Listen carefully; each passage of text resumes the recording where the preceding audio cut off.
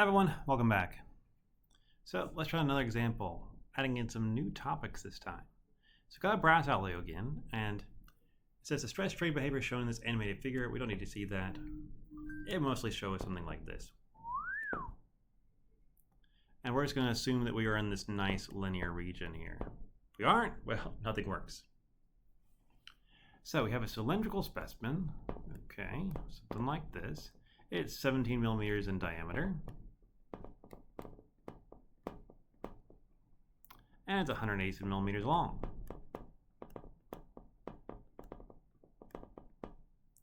And it says calculate the stress in megapascals necessary to cause a 0.00714 millimeter reduction in diameter. And it says assume a value of 0.35 for Poisson's ratio. So Poisson's ratio, what's that? Well, if you don't know that, that's a nu is how we'd write it.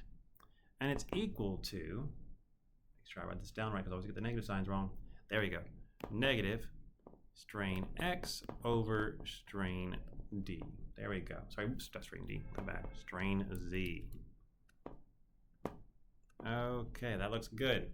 That's supposed to be an X. So what does it mean? So the big thing here is that if I stretch something, we might already be able to guess if you've done it with a rubber band, is that when it gets longer, it actually gets thinner. Now I am greatly exaggerating this right here, because I need to show it off. So you got longer. That's not nearly long enough. Let's make that longer. There we go. It gets thinner. If I were to compress, it would actually do the opposite. So if I were to compress it, it would get fatter and shorter. Okay? So we can see there is when we have strain in one direction, well, guess what? We're going to have strain in the other.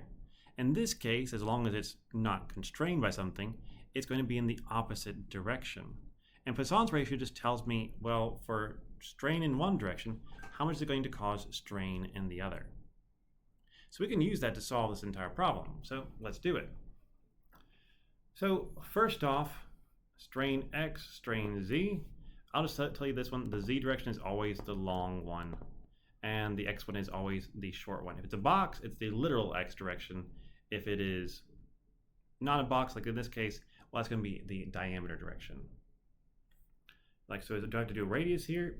You totally could, but we'll just do it in diameters because it gives a reduction in diameter right here and works out fine. So I can actually calculate my strain based on many things. Change in length, change in diameter. We're going to do change in diameter this time. So my strain is going to be equal to the change in diameter, which is going to be, let's see here, make sure I do it all right, negative 0.00714. I'm giving you the negative sign because it's a reduction. And its initial diameter was 17 millimeters. Okay, so let's go ahead and plug that into our calculators and see what we get. And so this gives me a strain of 4.2 times 10 to the negative fourth. Okay, so that's part of this. Now if I want to, I can then connect that to my strain in the long direction. So I have my Poisson's ratio is equal to negative strain X over strain Z. And so I can rearrange then and say, well, strain Z, then you are equal to, make sure I do this right, yes, negative strain X over Poisson's ratio. That looks good.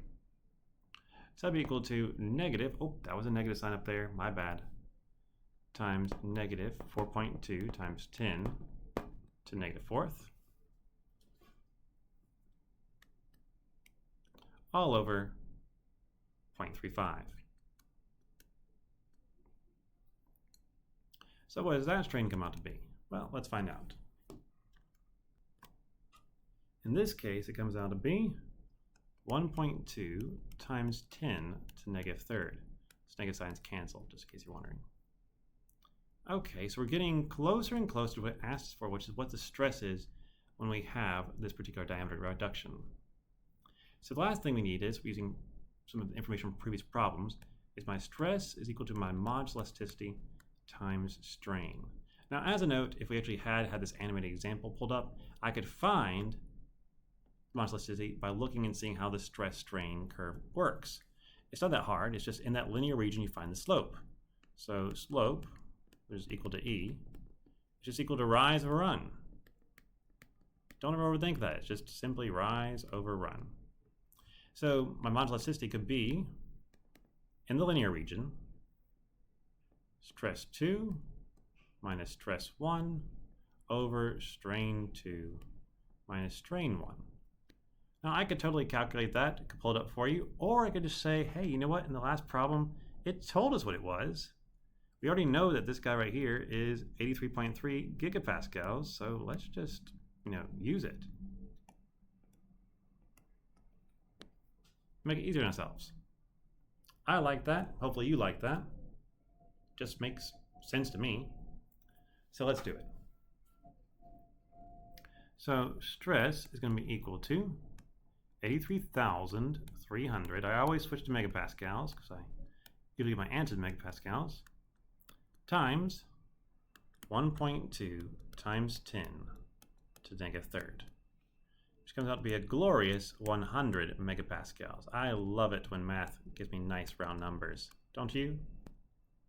And so that is my answer. This is the stress I would have when I have a reduction in diameter by that amount. So hopefully this helps you. Thank you all so much, and I'll see you all next time. Bye-bye.